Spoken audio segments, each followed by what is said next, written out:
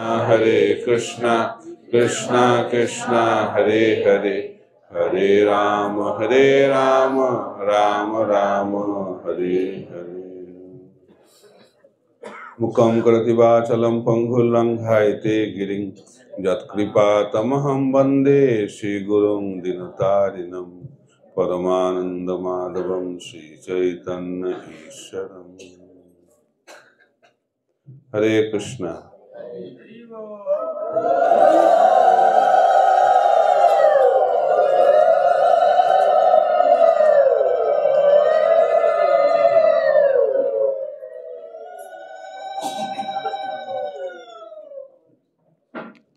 সঙ্গে সঙ্গে বলুন হরে কৃষ্ণ হরে কৃষ্ণ কৃষ্ণ কৃষ্ণ হরে হরে হরে রাম রাম রাম হরে হরে। তো সমস্ত ভক্তকে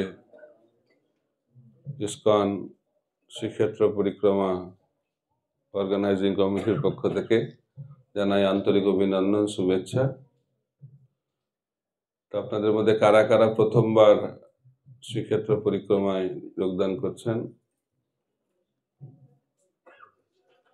এই স্থানে প্রথমবার কারা কারা আসছেন? প্রথমবার এখানে আগে এসেছেন, আগে আসেননি, প্রথমবার আসছেন এখানে, মানে এই জায়গাতে সিদ্ধ বকুলে। অনেকের কাছে নতুন। কারা কারা আগে এসেছেন হাত তুলবেন। অনেকে দুবারই হাত তুলছেন, জানি না, বুঝতে পারছেন। ঠিক আছে। আমরা যে জায়গায় এসে উপস্থিত হয়েছি সেটি অত্যন্ত গুরুত্বপূর্ণ একটি স্থান, বিশেষ করে আমাদের গৌড়ীয় বৈষ্ণব ভক্তবৃন্দদের জন্য। এই জায়গাটির নাম হচ্ছে সিদ্ধ বকুল। বকুল বৃক্ষ যিনি সিদ্ধ, সেই বকুল বৃক্ষের তলায় হরিদাস ঠাকুর এখানে 3 লক্ষ নাম, ভগবানের 3 লক্ষ নাম জপ করতেন। তা আপনারা জানেন কিভাবে হরিদাস ঠাকুর মহাপ্রভুর লীলাতে অংশগ্রহণ করেছেন। তো কৃষ্ণ লীলাতে ব্রহ্মা তিনি বিমোহিত হলেন। কৃষ্ণ যখন তার গোপসখাদের সঙ্গে পিকনিক করছিলেন, খাওয়া দাওয়া করছিলেন, তখন কি হলো, ব্রহ্মা দেখলেন যে কৃষ্ণ তার গোপসখাদের মুখ থেকে খাবার নিজের মুখে দিচ্ছে। গোপসখারা কিভাবে ভগবানকে ভোগ নিবেদন করতেন, তারা নিজের আগে খেতেন, যদি টেস্টটা ভালো লাগতো তাহলে সেটা নিজের মুখ থেকে বার করে কৃষ্ণের মুখে দিতেন। আর ব্রহ্মা ভাবছে আমি লিখলাম বেদ, কি করে ভোগ নিবেদন করতে হয়, তো এতে অন্য ধরনের ভোগ নিবেদন হচ্ছে। তারপরে ভজন চলছে মধুমঙ্গল। তো মধুমঙ্গল বলছে আমি তো ব্রাহ্মণ, আমাদের অত পয়সা নেই, আমরা গরিব, আমি বিশেষ কিছু আনতে পারিনি। সমস্ত গোপশাখারা অনেক ধরনের খাবার নিয়ে আসতো। তো মধুমঙ্গল বলছে আমি কিছু নিয়ে আসতে পারিনি, আমি তো গরিব ব্রাহ্মণ। আমি কি নিয়ে এসেছি? আমি নিয়ে এসেছি ঘোল, মাঠা বলে হিন্দিতে, ইংরেজিতে বলে বাটার মিল্ক। তো সেটা নিয়ে এসেছি, আর ওটার কোয়ালিটিটা অতটা ভালো নাই, তোমাদেরকে দেয়া যাবে না, এটা আমি পান করি। যে পুরো বাটার মিল্ক যত নিয়ে এসেছে পুরোটা মুখের মধ্যে ঢুকিয়ে দিয়েছে, আর মুখটা সব তো একসঙ্গে ঢুকছে না পেটে, তো মুখটা ফুলে গেছে। তো কৃষ্ণ এটা দেখে খুব আনন্দ হয়েছে। তখন কৃষ্ণ করেছে 2 গালে 2টো থাপ্পড় মেরেছে, আর মধুমঙ্গলের মুখ থেকে সেই ঘোলটা কোথায় গিয়ে ঢুকছে? কৃষ্ণের মুখে। আর এটা যখন দেখেছে ব্রহ্মা, তখন ব্রহ্মা পূর্ণরূপে বিমোহিত হয়ে গেছে। বলছে অসম্ভব, কৃষ্ণ কখনোই ভগবান হতে পারে না। এইভাবে ব্রহ্মা বিমোহিত হলেন। তারপরে আবার বুঝতে পারলেন নিজের ভুল। তো ব্রহ্মা ভাবছেন যে আমি ভুল করলাম কৃষ্ণ লীলাতে, আবার কলিযুগে সেই কৃষ্ণ চৈতন্য মহাপ্রভু রূপে আবির্ভূত হবেন, তা আবার সেই ভুল হতে পারে। তা আগে থেকেই তিনি সাবধান হয়ে গেলেন এবং তিনি চলে গেলেন অন্তর্দ্বীপে, নবদ্বীপ ধামে, মায়াপুর ধামে। সেখানে গিয়ে গৌরাঙ্গের ভজন করতে লাগলেন। তো গৌরাঙ্গ মহাপ্রভু আবির্ভূত হলেন, জিজ্ঞেস করলেন কি চাই? তখন ব্রহ্মা বললেন যে আমি আপনার লীলাতে অংশগ্রহণ করতে চাই, আর আমি আপনার কৃষ্ণ লীলাতে অংশগ্রহণ করতে পারছি না, বিমোহিত হয়ে যাচ্ছি, কারণ আমি একটা উচ্চ পদে রয়েছি, সর্বশ্রেষ্ঠ পদ। সেই সর্বশ্রেষ্ঠ পদের জন্য অহংকারজনিত কারণে অপরাধ হয়ে যাচ্ছে। তো আমাকে এমন একটা জন্ম দিন যাতে আমার সেই অহংকার না হয় এবং আপনার লীলাতে আমি অংশগ্রহণ করতে পারি। তো মহাপ্রভু খুব সন্তুষ্ট হলেন, বলেন তোমার ইচ্ছা পূর্ণ হবে, তুমি যবনকুলে জন্মগ্রহণ করবে এবং তোমার নাম হবে হরিদাস, এবং তুমি ভগবানের নাম 3 লক্ষ বার জপ করবে প্রতিদিন, সেই কারণে তোমার নাম হবে নামাচার্য। এইভাবে মহাপ্রভুর কৃপায় ব্রহ্মা হরিদাস ঠাকুর রূপে আবির্ভূত হলেন, নামাচার্য হরিদাস ঠাকুর। 3 লক্ষ নাম জপ করতেন, তার মানে 192 রাউন্ড মোটামুটি একটা। আমরা কত মালা জপ করি? 16 মালা, তাতেই হিমশিম খেয়ে যাচ্ছি নাকি? আর হরিদাস ঠাকুর কত মালা জপ করতেন? 192 মালা। আর ভাববেন না সারাদিন মালা করছেন, তিনি একসঙ্গে জপও করতেন এবং প্রচারও করতেন। কারণ মহাপ্রভু যখন প্রচার শুরু করলেন নবদ্বীপ ধামে, প্রথম কাকে নির্দেশ দিলেন? নিত্যানন্দ প্রভু এবং হরিদাস ঠাকুরকে। শোনো শোনো নিত্যানন্দ, শোনো হরিদাস, সর্বত্র আমার আজ্ঞা, করহ প্রকাশ, প্রতি ঘরে ঘরে গিয়া করো এই ভিক্ষা, বল কৃষ্ণ ভজ কৃষ্ণ, কর কৃষ্ণ শিক্ষা। প্রচার করতেন। তাই সনাতন গোস্বামী হরিদাস ঠাকুরকে বলছেন যে কেউ প্রচার করে কিন্তু আচার করে না, কেউ আচার করে কিন্তু প্রচার করে না, কিন্তু আপনি আচার এবং প্রচার দুটোই করেন, এই জন্য আপনি হচ্ছেন প্রকৃত যথার্থ আচার্য। তো সেই হরিদাস ঠাকুর তিনি নবদ্বীপ ধামে গৌরমণ্ডলে মহাপ্রভুর সঙ্গে ছিলেন। তারপরে যখন মহাপ্রভু সন্ন্যাস নিয়ে জগন্নাথপুরীতে এলেন, তখন হরিদাস ঠাকুরও এখানে চলে এলেন। তো প্রতি বছর মহাপ্রভুর পার্শ্বদ ভক্তরা এখানে আসতেন চাতুর্মাসের সময়। তো হরিদাস ঠাকুর যখন এসেছেন সমস্ত ভক্তদের সঙ্গে, মহাপ্রভু সকলকে স্বাগত জানিয়েছেন, কিন্তু হরিদাসকে দেখতে পাচ্ছে না। হরিদাস কোথায়? জিজ্ঞেস করেছে হরিদাস কোথায়? হরিদাস এখানে আসেনি। তো ভক্তরা কোথায় দেখা করতে এসেছেন মহাপ্রভুর সঙ্গে? ওনার বাসস্থান ছিল হচ্ছে এই সিদ্ধ বকুলের পেছনেই, আমরা সামনে বলতে পারেন, এটা পেছনে ওটা সামনে। তো সেটা হচ্ছে গম্ভীরা কাশী মিশ্র ভবন। কিন্তু হরিদাস ঠাকুর সেখানে আসেননি। তো মহাপ্রভু সবাইকে থাকার ব্যবস্থা, খাওয়ার ব্যবস্থা করার পরে স্বাগত জানালেন খুব সুন্দরভাবে প্রত্যেকটা ভক্তকে। তারপরে হরিদাস ঠাকুর দণ্ডবত প্রণাম করছেন অনেক দূরে রাস্তার উপরে। তো মহাপ্রভু তাকে আলিঙ্গন করলেন। হরিদাস ঠাকুর বললেন যে আমি তো পতিত, আমার শরীর হচ্ছে অশুদ্ধ, আমাকে স্পর্শ করবেন না। তো মহাপ্রভু বললেন তোমার শরীরের স্পর্শে আমি শুদ্ধ হচ্ছি। তার আগেই মহাপ্রভু কথা বলে নিয়েছেন হরিদাসকে কোথায় রাখবেন। তো কাশী মিশ্রকে বলছেন যে এই যে স্থান আমি যেখানে আছি তার পেছনে একটা বাগান আছে, সেখানে সেই জায়গাটা যদি আমাকে দেয়া হয় তাহলে খুব ভালো হয়। তো কাশী মিশ্র বলছে সবই তো আপনার, জিজ্ঞেস করার কোনো প্রয়োজন নেই, যেটা দরকার আপনি নিতে পারেন। তো এইভাবে কাশী মিশ্রের কাছ থেকে এই বাগানটা নিলেন এবং হরিদাস ঠাকুরকে বললেন যে তুমি এখানেই থাকবে, এই যে স্থানে আমরা বসে আছি। আর যেহেতু হরিদাস ঠাকুর নিজেকে নিম্নকুলে জন্ম বলে, হরিদাস ঠাকুর সবসময় কি বলতেন যে আমি জগন্নাথ মন্দিরে যাব না দর্শন করতে, কারণ আমার সেই যোগ্যতা নেই। তাই মহাপ্রভু এমন ব্যবস্থা করলেন এখান থেকেই জগন্নাথ মন্দিরে নীলচক্র দর্শন হতো। আর সেই চক্র দর্শন আর জগন্নাথ দর্শন অভিন্ন।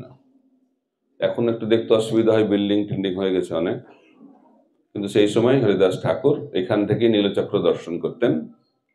আর চলমান জগন্নাথ চৈতন্য মহাপ্রভু স্বরূপে প্রতিদিন হরিদাস ঠাকুরের সঙ্গে সাক্ষাৎ করতে এখানে আসতেন। আর এই স্থানে রূপ গোস্বামী, সনাতন গোস্বামী, যারা নিজেদেরকে অত্যন্ত নিচ কুলোদ্ভূত নিচ বর্ণের বলে মনে করতেন, ওনারাও জগন্নাথ মন্দিরে প্রবেশ করতেন না। প্রধান আচার্য আমাদের সম্প্রদায়ের 3 আচার্য, রূপ সনাতন এবং হরিদাস ঠাকুর, তাদের কি মনোভাব, অত্যন্ত দৈন্যতা তাদের হৃদয়ে রয়েছে, সেই কারণেই তারা আচার্য হয়েছে। তাই অহংকারের মাধ্যম দিয়ে মহান ভক্ত হওয়া যায় না, দৈন্যতার মাধ্যম দিয়েই মহানতা প্রকাশিত হয়। তাই হরিদাস ঠাকুর হচ্ছে নামাচার্য। নামাচার্য পদটি হচ্ছে মহাপ্রভুর সংকীর্তন আন্দোলনের সর্বশ্রেষ্ঠ পদ। আর এই জড়জগতে সর্বশ্রেষ্ঠ পদ কি? ব্রহ্মা। তাই ব্রহ্মা বুঝতে পেরেছিলেন যে এই জাগতিক পদ থাকলে আধ্যাত্মিক পদ পাওয়া যায় না, বুদ্ধিমান। এই জন্য ব্রহ্মা তার সর্বশ্রেষ্ঠ জাগতিক পদকে পরিত্যাগ করলেন এবং তার প্রতিদান স্বরূপ চৈতন্য মহাপ্রভু হরিদাস ঠাকুরকে আধ্যাত্মিক জগতের সর্বশ্রেষ্ঠ পদ, সংকীর্তন আন্দোলনের সর্বশ্রেষ্ঠ পদ, নামাচার্য পদ প্রদান করলেন। তো সেই হরিদাস ঠাকুর কে দর্শন দেওয়ার জন্য চৈতন্য মহাপ্রভু প্রতিদিন এখানে আসতেন। এই বকুল বৃক্ষ কিভাবে প্রকটিত হলো, এটাও একটা অত্যন্ত অদ্ভুত একটি লীলা। চৈতন্য মহাপ্রভু জগন্নাথের টুথব্রাশ পেয়েছেন, বকুল বৃক্ষ থেকে এই টুথব্রাশ ভগবানকে দেওয়া হয়েছে। তো পূজারী দিয়েছেন মহাপ্রভুকে, তো মহাপ্রভু খুব আনন্দ সহকারে এসেছেন হরিদাস ঠাকুরের এই স্থানে, প্রতিদিনই আসতেন। তো সেদিন এসে সেই টুথব্রাশকে তিনি রোপণ করেছেন মাটিতে এবং তার ফলে এখানে একটা সুন্দর বকুল বৃক্ষ প্রকটিত হয়েছে। তো সেই বকুল বৃক্ষের তলায় হরিদাস ঠাকুর নাম ভজন করতেন। ভবিষ্যতে তারপরে কি হয়েছে, হরিদাস ঠাকুরের অপ্রকটের পরে তো রাজার যারা লোক তারা এসেছেন গাছ খুঁজছে, কোথায় ভালো গাছ আছে যে গাছ দিয়ে রথের চাকা তৈরি করা যায়। তো সেই হরিদাস ঠাকুরের অনুগামী শিষ্য, তার নাম হচ্ছে জগন্নাথ, তাই না, জগন্নাথ দাস। তো ওনার কাছে এসে বলছে আমাদের এই বৃক্ষটা লাগবে। বোঝানোর চেষ্টা করেছে না না, এটা হচ্ছে চৈতন্য মহাপ্রভুর দ্বারা প্রকটিত বৃক্ষ, এখানে হরিদাস ঠাকুর নাম ভজন করতেন, কিন্তু রাজার লোকেরা কিছুতেই শুনবে না, এটাই চায়, এটাই চায়। কি করবে? তো সেই ভক্ত ভগবানের কাছে প্রার্থনা করছেন, তারপরের দিন আসবে। তো রাত্রেবেলায় কি হয়েছে, এই বকুল বৃক্ষের বাইরেটা একই রকম আছে কিন্তু ভেতরটা ফাঁকা হয়ে গেছে, ভেতরে আর কিছু নেই। তো পরের দিন সকালে এসে রাজার লোকেরা দেখছে, আরে এই তো গাছের ভেতরে কিছু নাই, একে নিয়ে আর কি হবে। এইভাবে এই বকুল সিদ্ধ বকুলে পরিণত হয়েছে, কারণ এটি হচ্ছে জগন্নাথের টুথব্রাশ থেকে প্রকটিত, মহাপ্রভুর হাতে রোপণ করা হয়েছে এবং এই গাছের তলায় স্বয়ং হরিদাস ঠাকুর প্রতিদিন 3 লক্ষ নাম জপ করতেন। আপনারা জানেন কিভাবে মহাপ্রভু জগন্নাথের সামনে নৃত্য কীর্তন করতেন রথযাত্রার সময়। যখন নৃত্য করতেন তখন অনেক শ্লোক উচ্চারণ করতেন, অনেক গান গাইতেন। তো এমন একটা গান গাইছেন, একটা তথাকথিত মনে হচ্ছে নায়ক নায়িকার গান। আগে আমরা মিলিত হতাম, এখন আবার মিলিত হয়েছি, কিন্তু আগের যে মিলনের আনন্দ, সেই মিলনের আনন্দ এখন আমি পাচ্ছি না। এই ধরনের গান সুন্দরভাবে মহাপ্রভু গাইছেন। তো সবাই ভাবছে যে এই আবার কি ধরনের গান, নাম বুঝতে, এই গানের অর্থ বুঝতে পারছে না। এই গানের অর্থ একমাত্র স্বরূপ দামোদর বুঝতে পারে। তো রূপ গোস্বামী একবার এসেছেন রথের সময়, তিনি যখন এই গান শুনেছেন তিনিও সেই গানের অর্থ বুঝতে পেরেছেন এবং এখানে সেই গানের সুন্দর একটি শ্লোক, সেই গানের অর্থের একটি শ্লোক রূপ গোস্বামী এখানে লিখেছেন। আর লিখে তিনি যে কুটিরে থাকতেন সেই কুটিরের কি বলে, ছাদ বলবো নাকি, চাল, সেই চালের মধ্যে গুজে রেখেছে। তো সমুদ্রে স্নান করতে গেছেন, সেই সময় মহাপ্রভু এসে উপস্থিত হয়েছেন। তো মহাপ্রভু সেখান থেকে সেই সুন্দর রূপ গোস্বামীর হাতের লেখা সেই শ্লোক দেখে অবাক হয়ে গেছে, আরে রূপ আমার মনের কথা কি করে জানলো। তো রূপ এসেছে, তো রূপকে হাতে করে একটা চাঁটি মেরেছে, আরে তুমি আমার মনের কথা কি করে জানলে। তো স্বরূপ দামোদরকে গিয়ে জিজ্ঞেস করেছে মহাপ্রভু, আরে রূপ আমার মনের কথা কি করে জানলো? তখন স্বরূপ দামোদর বলছেন, নিশ্চয়ই আপনি ওনাকে কৃপা করেছেন, সেই জন্যই আপনার মনের কথা জানতে পেরে গেছে। তো কি মনের কথা? এই শ্লোকের, এই গানের অর্থ হচ্ছে যে শ্রীমতী রাধা রানী বলছেন এই শ্লোক, যে আমরা কুরুক্ষেত্রে যখন মিলিত হয়েছে কৃষ্ণের সঙ্গে অনেক অনেক বছর পরে, তো রাধারানী বলছেন, আগে আমরা মিলিত হতাম বৃন্দাবনে যমুনার তটে, কিন্তু এখন আমরা মিলিত হয়েছি, কিন্তু সেই আনন্দ আমি পাচ্ছি না। কেন? কারণ সেই বৃন্দাবন নেই, যমুনা নেই। তো সেই আনন্দ পাওয়ার জন্য আমাদেরকে আবার সেই বৃন্দাবনে চলে যেতে হবে। সেই ভাব নিয়ে রাধারানী রথের দড়ি টানছিলেন, কুরুক্ষেত্র থেকে নিয়ে যাবেন কোথায়? বৃন্দাবন। তো সেই মনোভাব মহাপ্রভু প্রকট করছেন, কারণ যেহেতু মহাপ্রভু রাধারানীর ভাব নিয়ে আবির্ভূত হয়েছেন, সেই ভাব তিনি জগন্নাথের কাছে প্রকট করেছেন। কারণ জগন্নাথ হচ্ছেন কৃষ্ণ, আর চৈতন্য মহাপ্রভু হচ্ছেন রাধারানীর ভাব নিয়ে নৃত্য করছেন।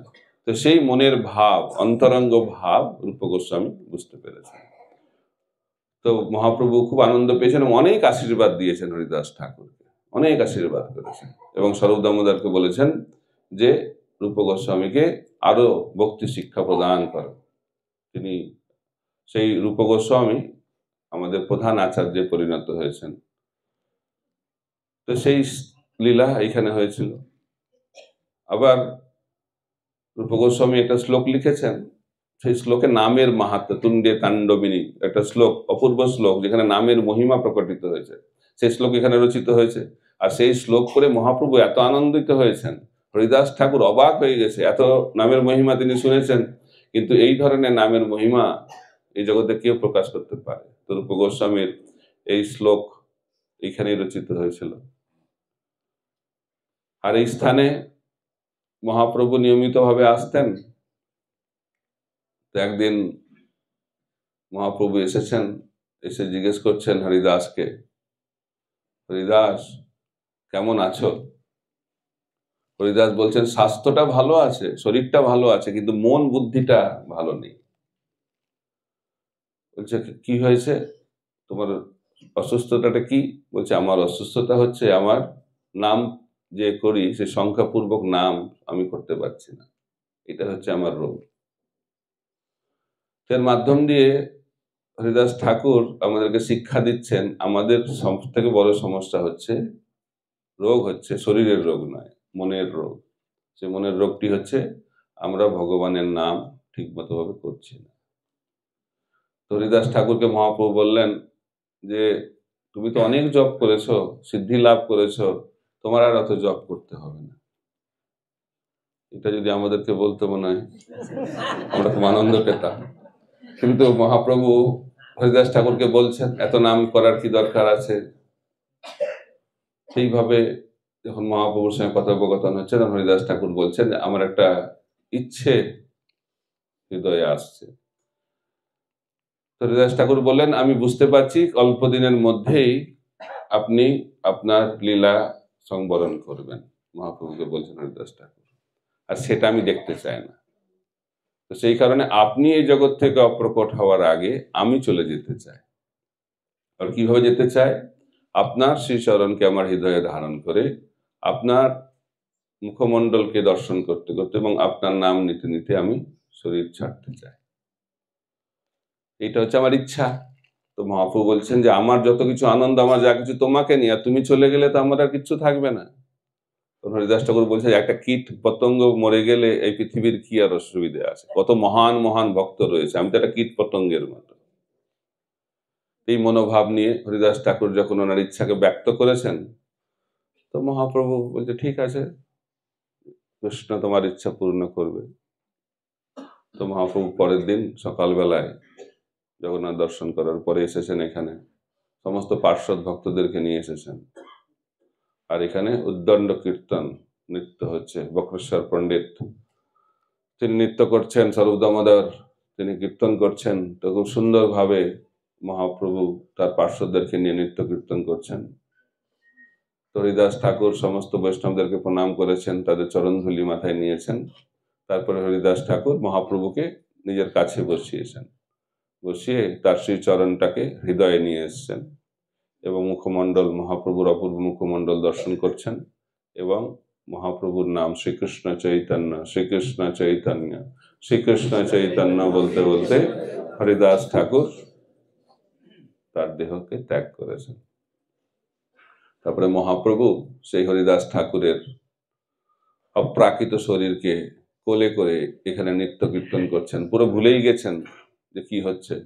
তো মহাপ্রভুর মুখ্য পার্ষদ স্বরূপ দামোদর বলছেন, মহাপ্রভু অন্যান্য কার্য এখন সমাপ্ত করতে হবে, ওনাকে নিয়ে যেতে হবে শেষকৃত্য। তারপরে হরিদাস ঠাকুরকে নিয়ে যাওয়া হয়েছে, সমুদ্রে স্নান করানো হয়েছে। আর সমুদ্রে স্নান করানোর পরে মহাপ্রভু বললেন, আজ থেকে এই সমুদ্র মহাতীর্থে পরিণত হইল।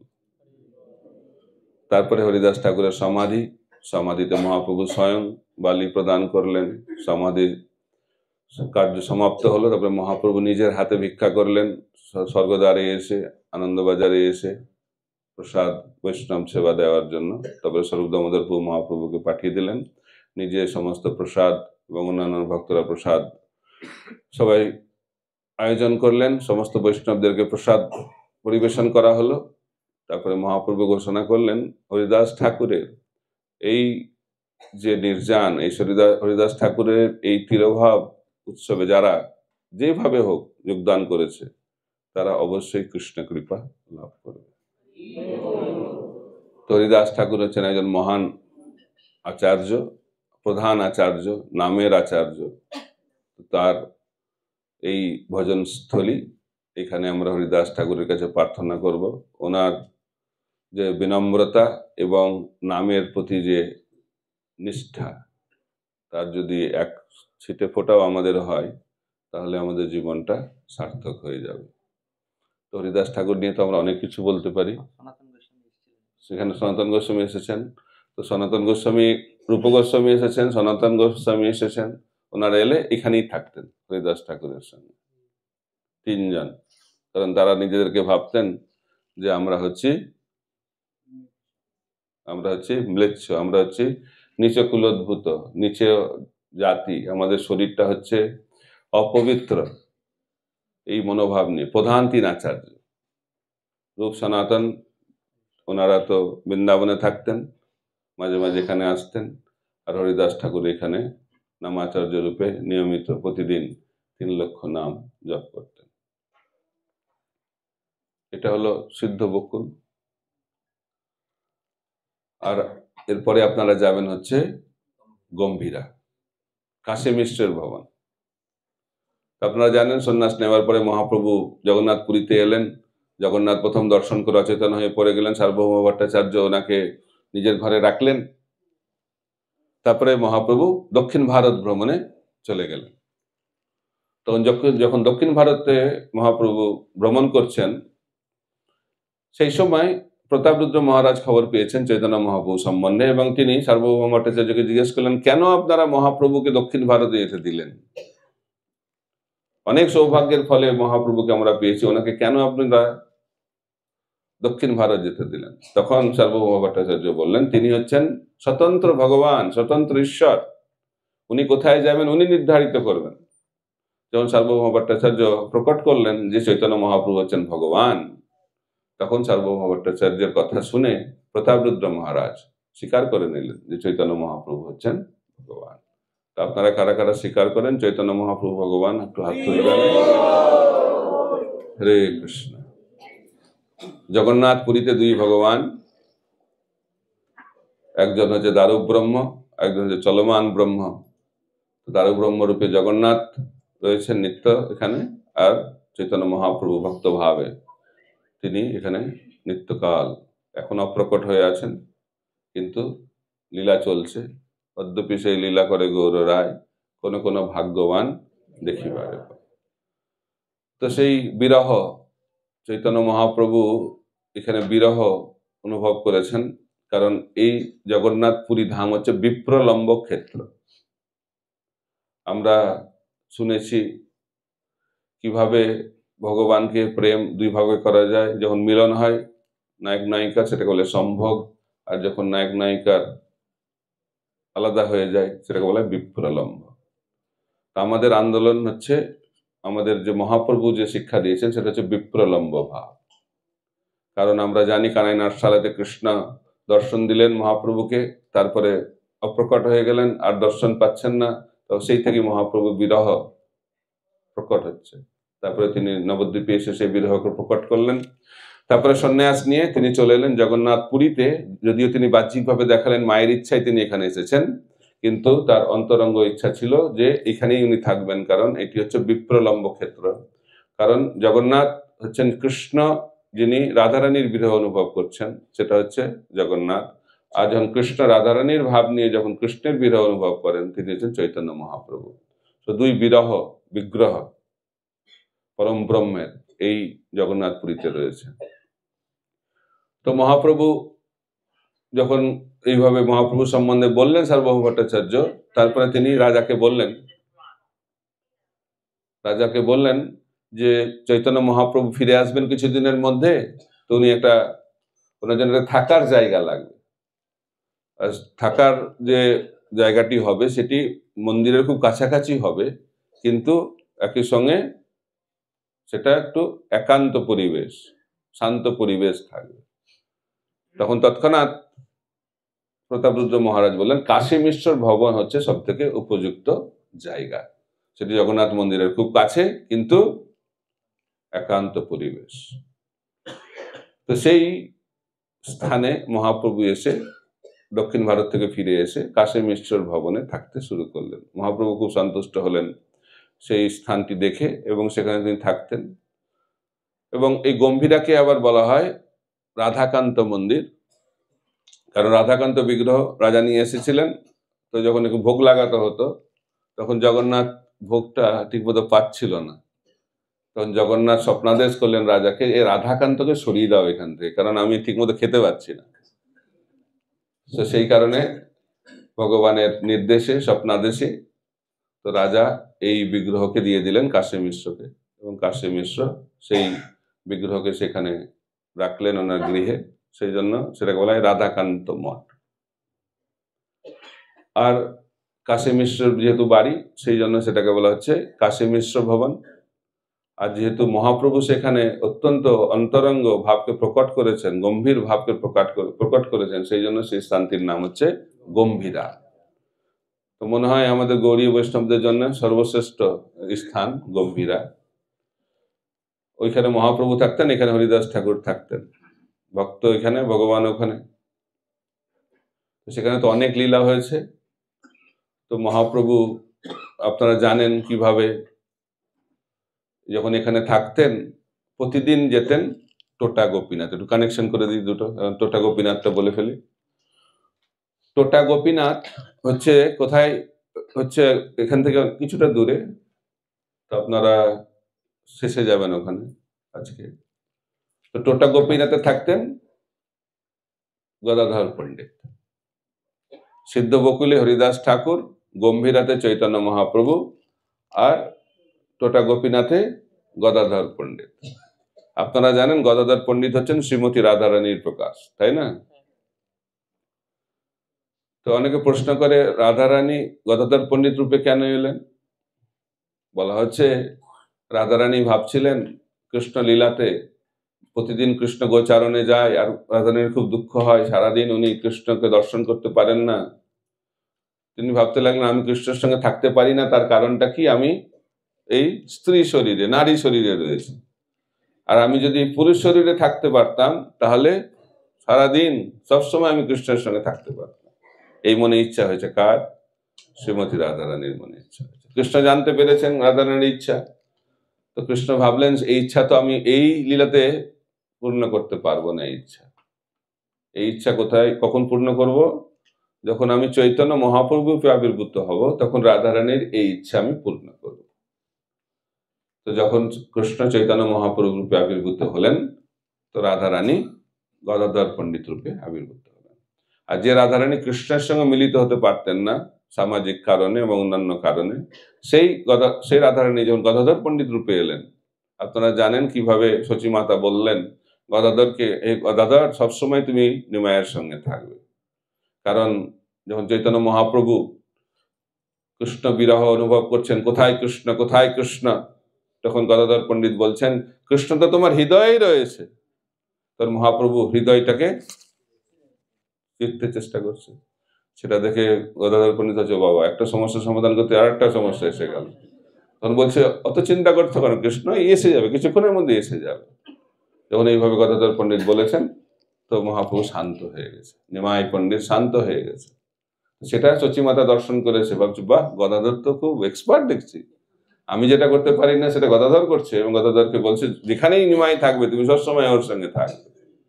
তো এই জন্য আমরা দেখতে পাচ্ছি যে চৈতন্য মহাপ্রভু লীলাতে গদাধর পণ্ডিত সবসময় মহাপ্রভুর সঙ্গে ছিলেন। তো এখানে যখন জগন্নাথ পুরীতে চৈতন্য মহাপ্রভু থাকতেন, তিনি গম্ভীরাতে থাকতেন এবং গদাধর পণ্ডিত থাকতেন টোটা গোপীনাথে। তো একসঙ্গে কেন থাকতেন না? কারণ মহাপ্রভু রাধারানীর ভাবকে অনুভব করতে চেয়েছিলেন। আর যদি গদাধর সঙ্গে থাকে তাহলে সেই ভাবটা হবে নাকি? ভাবে একটা অসুবিধা হবে, এই জন্য গদাধরকে একটু দূরে রেখেছে, দূরে থাকবে। কিন্তু প্রতিদিন তিনি যেতেন গদাধর পণ্ডিতের কাছে এবং গিয়ে ভাগবত শুনতেন। নিত্যম ভাগবত সেবায় মহাপ্রভু স্বয়ং নিজের জীবনে অভ্যাস করেছেন, দেখিয়েছেন সবাইকে। ছিল প্রভুপাদও আমাদের ইস্কনে নিত্যম ভাগবত সেবায়। নিত্যম মানে কি? প্রতিদিন, কমপক্ষে প্রতিদিন। অনেকে বলে নিয়মিত ভাবে শ্রবণ করা উচিত। নিয়মিত মানে, অনেকে বলে আমি নিয়মিত যাই মন্দিরে, কবে? প্রতি জন্মাষ্টমীতে যাই, নিয়মিত। অনেকে বলে আমি প্রতি একাদশীতে যাই, অনেকে বলে প্রতি রোববার যায়। তো এইভাবে প্রতিদিন মানে এই নিয়মিত মানে এগুলো নয়, নিয়মিত মানে প্রতিদিন। তো মহাপ্রভু প্রতিদিন যেতেন আর গদাধর পণ্ডিতের মুখ থেকে ভাগবত শুনতেন। কোথায়? টোটা গোপীনাথ মন্দিরে। তো শুনতেন, কতক্ষণ শুনতেন? 3 ঘন্টা। 3 ঘন্টা শুনতেন। রঘুনাথ দাস গোস্বামী যখন রাধাকুণ্ডে চৈতন্য মহাপ্রভু লীলা বলতেন, ভক্তরা কতক্ষণ শুনতেন? 3 ঘন্টা। ছিল প্রভুপাদ যখন আমেরিকায় নিউ ইয়র্ক শহরে টমস্কিন স্কোয়ার পার্কে গাছের তলায় হরিনাম করতেন, কতক্ষণ করতেন? 3 ঘন্টা। 3 ঘন্টাটা একটা ম্যাজিক ফিগার, বোঝা যাচ্ছে? 3 ঘন্টা মনে থাকবে। এই জন্য ছিল প্রভুপাদ 2 ঘন্টা জপ আর 1 ঘন্টা ভাগবত শ্রবণের ব্যবস্থা ইস্কনে করেছেন, 3 ঘন্টা। কিন্তু সমস্যা হচ্ছে ওই 3 ঘন্টাতেই আমাদের সবসময় একটা আলস্য, সবকিছু ভালো করি আমরা, এই ব্রত সেই ব্রত, একদম ব্রততে একদম আমরা খুব সুন্দরভাবে ব্রত করি, কিন্তু আসল যে ব্রতটা ওটা আর হচ্ছে না। সব থেকে মহান ব্রত হচ্ছে নিয়মিত ভাবে একাগ্র চিত্তে কমপক্ষে 16 মালা জপ, যেটা 2 ঘন্টার মতো লাগে, আর 1 ঘন্টা নিয়মিত ভাবে ভাগবত শ্রবণ। এটা হচ্ছে সব থেকে মহান ব্রত, ঠিক আছে? আর আমি কালকে বলছিলাম যে আমরা উপবাস করি, কিন্তু সব থেকে বড় উপবাস হচ্ছে বৈষ্ণব নিন্দা থেকে, পরনিন্দা পরচর্চা থেকে উপবাসটা হচ্ছে সর্বশ্রেষ্ঠ উপবাস। আমরা সবকিছু ছাড়তে পারছি, কিন্তু এটা ছাড়া যাচ্ছে না। আর উপবাসের সময় এটা আবার বেশি হয়ে যাচ্ছে মনে হচ্ছে। কার্তিক ব্রত চলছে আর এদিকে বৈষ্ণব নিন্দাও চলছে, তাহলে তো কোনো লাভ হবে না। বৈষ্ণব নিন্দা থেকে উপবাস করাটা খুব ভালো। তো আপনারা কালকে শুনেছেন নিশ্চয়ই, আমি ওখানেও বলছিলাম সমুদ্রের ধারে। তো আপনারা কি এটা অভ্যাস করার চেষ্টা করছেন? হরি বল মানে হ্যাঁ না না? ঠিক আছে, হরে কৃষ্ণ। তো মহাপ্রভু প্রতিদিন 3 ঘন্টা শ্রবণ করতেন টোটা গোপীনাথে শ্রীমদ্ ভাগবত। কি শুনতেন? ধ্রুব চরিত্র এবং প্রহ্লাদ চরিত্র শুনতেন। কে বলতেন? রাধারানী। আর কে শুনতেন? কৃষ্ণ। কিন্তু তারা তাদের লীলা আস্বাদন করতেন না। কার লীলা? ধ্রুব মহারাজ, প্রহ্লাদ মহারাজ। এই জন্য আমাদেরকে ভাগবত শুনতে হবে এই সমস্ত বিষয়ের উপর। আর রাত্রিবেলায় চৈতন্য মহাপ্রভু অন্তরঙ্গ লীলা শ্রবণ করতেন। কার সঙ্গে? গম্ভীরাতে। দিনের বেলায় গদাধর পণ্ডিতের মুখ থেকে ধ্রুব চরিত্র, প্রহ্লাদ চরিত্র, আর রাত্রিবেলায় গম্ভীরাতে কার কাছ থেকে শুনতেন? স্বরূপ দামোদর গোস্বামী আর রায় রামানন্দ, ললিতা এবং বিশাখা। এই জন্য বলা হচ্ছে অন্তরঙ্গ লীলা অন্তরঙ্গ স্থানে অন্তরঙ্গ ভক্তদের সঙ্গে করা উচিত, আর নিয়মিত ভাবে ভাগবত শোনা উচিত। কার উপর শোনা উচিত? ধ্রুব চরিত্র এবং প্রহ্লাদ চরিত্র। তো মহাপ্রভু এখানে বিরহ প্রকট করছেন, বিপ্রলম্ব ক্ষেত্র, মহাপ্রভু বিরহ, এখানে বৃন্দাবন দর্শন করছেন, কোথায় কৃষ্ণ কোথায় কৃষ্ণ। তো চটক পর্বত, আপনারা যাবেন চটক পর্বতে, টোটা গোপীনাথের সামনেই, সেই চটক পর্বত দেখে গোবর্ধন দর্শন হচ্ছে মহাপ্রভু, চটক পর্বত দেখে। আর সমুদ্র দেখে যমুনা দর্শন হচ্ছে, বটবৃক্ষ দেখে বংশীবট দর্শন হচ্ছে, আর জগন্নাথকে দর্শন করে শ্যামসুন্দর দর্শন হচ্ছে। সবকিছু বৃন্দাবন হয়ে গেছে, সমস্ত কিছুকে বৃন্দাবন দর্শন হচ্ছে। চৈতন্য মহাপ্রভু বিরহ, কৃষ্ণ বিরহে তিনি পাগল হয়ে গেছেন, আর টোটা গোপীনাথে গিয়ে সেই বিরহ প্রকটিত হচ্ছে। তিনি মাটি খুঁড়ছেন সেই বিরহে, আর মাটি খুঁড়তে খুঁড়তে বিগ্রহ খুঁজে পেয়েছেন একটা, এই তো পাওয়া গেছে কৃষ্ণ। তো সেই বিগ্রহ হচ্ছে টোটা গোপীনাথ, গোপীনাথ বিগ্রহ নাম দিলেন। আর যেহেতু বাগান থেকে সে বিগ্রহ পাওয়া গেল, সেই জন্য তার নাম হয়ে গেল টোটা গোপীনাথ। টোটা মানে হচ্ছে বাগান, উড়িয়া ভাষায় বাগানকে বলে টোটা। তো সেই স্থানে এখন বাগান অতটা নেই, কিন্তু ধীরে ধীরে আবার বাগানটা প্রকটিত হচ্ছে। তো সেই বাগানে টোটা গোপীনাথ প্রকটিত হলেন, এবং সেই সেবার ভার কাকে দেয়া হলো? গদাধর পণ্ডিতকে। তো গদাধর পণ্ডিত সেখানে নিয়মিতভাবে সেই টোটা গোপীনাথের সেবা করতেন। তো একদিন নিত্যানন্দ প্রভু এসেছেন, নিত্যানন্দ প্রভু সুন্দর চাল নিয়ে এসেছেন, সুগন্ধ সুগন্ধ চাল, খুব পাতলা, খুব সুন্দর, হাই ক্লাস, হাই কোয়ালিটি, অনেক কিলো, কোথায় শুনলাম 30 কিলো চাল নিয়ে এসেছেন। 30 কিলো, হ্যাঁ, এক মন মানে তো 40 কিলো না? এক মান মানে কত? 30 কিলো হবে না কত?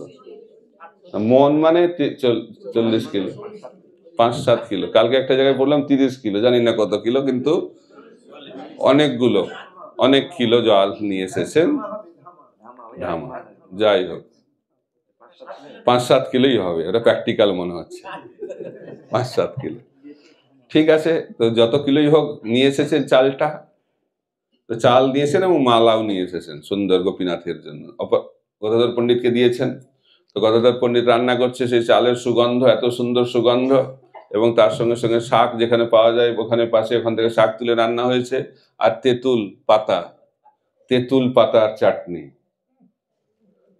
তাহলে কি কি রান্না হয়েছে, আইটেম কি কি? ফিস্টে রাইস, তার সঙ্গে সঙ্গে শাক, আর তার সঙ্গে সঙ্গে তেঁতুল পাতার চাটনি। আর এত সুন্দর টেস্ট হয়েছে, আর এত সুগন্ধ। তো গদাধর পণ্ডিত বলছেন যে এটা কোথা থেকে এই চাল আনা হয়েছে? বৈকুণ্ঠের চাল মনে হচ্ছে, বৈকুণ্ঠের চাল, এত সুগন্ধ। তাই ভালো চালের লক্ষণটা কি? সুগন্ধ। ভালো জিনিস মানে সুগন্ধ, আর খারাপ জিনিস মানে দুর্গন্ধ। শুদ্ধ মানে সুগন্ধ, আর অশুদ্ধ মানে দুর্গন্ধ। তা আমাদের চেতনাটা কিরম হওয়া উচিত? শুদ্ধ। আর শুদ্ধ চেতনার লক্ষণটা কি? সুগন্ধ বেরোবে, অর্থাৎ আচার আচরণটা একটু সুন্দর হবে। এটা হচ্ছে ভক্তের লক্ষণ। তো সুগন্ধ বেরোচ্ছে। পুতানা রাক্ষসীর শরীরটা যখন পোড়ানো হলো, সুগন্ধ বেরোচ্ছে। শরীরকে যদি পোড়ানো হয়, মৃত শরীরকে, সুগন্ধ বেরোয় না দুর্গন্ধ? দুর্গন্ধ। পুতানার শরীর থেকে কি বেরোচ্ছে? সুগন্ধ। কেন বেরোচ্ছে?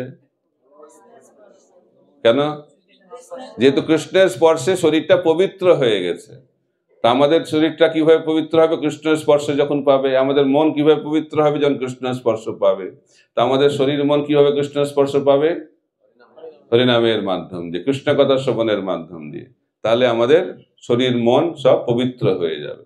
তাই মনুষ্য জীবনের উদ্দেশ্য হচ্ছে আমাদের পবিত্র করা, আমাদের জীবনটাকে, অস্তিত্বটাকে পবিত্র করা। আর সেই পবিত্রতা কৃষ্ণের সংযোগের মাধ্যম দিয়ে, কৃষ্ণের স্পর্শের মাধ্যম দিয়ে আমরা লাভ করতে পারি। তো যাই হোক, সেই সময় যখন এরকম চলছে, খাওয়া দাওয়ার মতো ব্যবস্থা চলছে, মহাপ্রভু এসে দরজায় ঠক ঠক করছে। গদাধর, আমি কেন বাদ পড়ে গেলাম? আমাকে কেন আমন্ত্রণ করা হচ্ছে না? তো লজ্জা পেয়েছে ওরা। মহাপ্রভু এসে গেছেন। তারপরে বলছে আমরা 3 জনে একসঙ্গে খাবো, যা প্রসাদ হচ্ছে 3 ভাগে ভাগ করো। তো মহাপ্রভু মধ্যখানে বসেছেন, একদিকে গদাধর, একদিকে নিত্যানন্দ।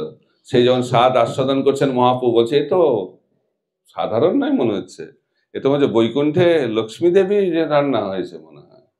এ গদাধর, তোমার যে স্বরূপ তুমি লুকিয়ে রাখছো কেন? গদাধর। তো মহাপ্রভু এইভাবে ছলনা সহকারে বোঝাচ্ছেন যে গদাধর পণ্ডিত হচ্ছেন স্বয়ং রাধারানী। তার হাতের রান্নাটা কি খারাপ হবে নাকি ভালো হবে? আপনারা জানেন রাধারানী রান্না করেন? কেমন রান্না করেন? তো বলা হচ্ছে রাধারানীর রান্না এত সুন্দর, আর বলা হচ্ছে রাধারানী অনাদিকাল ধরে কৃষ্ণের জন্য রান্না করছেন, কিন্তু একটা আইটেমও নাকি এখন পর্যন্ত রিপিট হয়নি। এটা যে কি করে সম্ভব এখনো আমি বুঝতে পারি না, কারণ এটা বোঝা সম্ভব নয়। এটা হচ্ছে অচিন্ত শক্তি। এই জন্য এতদিন ধরে খাচ্ছে। সাধারণত যখন কেউ একজন রান্না করে কিছুদিন পরে বোরিং লাগে না, অন্য জায়গায় গিয়ে খেতে ইচ্ছা হয়। কিন্তু কৃষ্ণের মধ্যে কি সেই ইচ্ছা হচ্ছে? না না, অনেকদিন ধরে রান্না করছে, একটু চেঞ্জ করে নিলে ভালো হয়। এরকম হচ্ছে না কেন? কারণ সেই রান্নায় বৈচিত্র্য রয়েছে, কোনো পুনরাবৃত্তি নেই। এক আইটেম বারবার হচ্ছে না। একই আইটেম যদি করেন তাহলে ভালো লাগবে কারো খেতে? এই জন্য যারা রান্না করে ঘরে বা আমাদের মন্দিরে, যারা এই সমস্ত জিনিস পরিচালনা করে, নতুন নতুন আইটেম খাওয়ানো একটা বিরাট বড় চ্যালেঞ্জ। কিন্তু রাধারানীর কাছে এটা কোনো ব্যাপার নয়। রাধারানী অনাদিকাল ধরে কৃষ্ণ ভগবানকে বিভিন্ন বিভিন্ন আইটেম খাওয়াচ্ছেন। সেই রাধারানী এখন গদাধর পণ্ডিত রূপে রান্না করেছেন, যদিও সাধারণ মেনু, তাই না? মেনুটা খুব সিম্পল। এই মেনু আমাদেরকে দিলে আমরা খুব আনন্দ পাবো? একদম আনন্দ পাবো না। কিছুই নেই, এই আবার কি ধরনের? রাইস, একটু বনে জঙ্গলের শাক আর তেঁতুল পাতার চাটনি, বাস, এটাই ফিস্ট। এটা যদি ফিস্ট দেওয়া হয় মায়াপুরে, কি হবে? অবস্থা খারাপ হবে। কিন্তু সেই স্বাদ, অপূর্ব সেই স্বাদ, কারণ এটা চালটা নিয়ে এসেছে নিত্যানন্দ প্রভু। ভাবা যায়? নিত্যানন্দ প্রভু চাল নিয়ে এসেছে, রান্না করেছে গদাধর পণ্ডিত, ভোগ লাগানো হয়েছে গোপীনাথকে, আর খাচ্ছে কারা? চৈতন্য মহাপ্রভু। এই একটা অপূর্ব সেই লীলা টোটা গোপীনাথে হয়েছিল। আর টোটা গোপীনাথে তিনি কেন বসে আছেন সেটা বলতে চাই না আমি, কারণ এটা নিয়ে অনেক লীলা করে। এই লীলাটা কেন, কিভাবে হয়েছিল, কেন তিনি বসে আছেন, সেটা অনেক মতভেদ রয়েছে, সেটা আপনারা পড়ে নেবেন। কিন্তু এখানে এই বিগ্রহ, টোটা গোপীনাথ বিগ্রহতে গোপীনাথ বসে আছেন।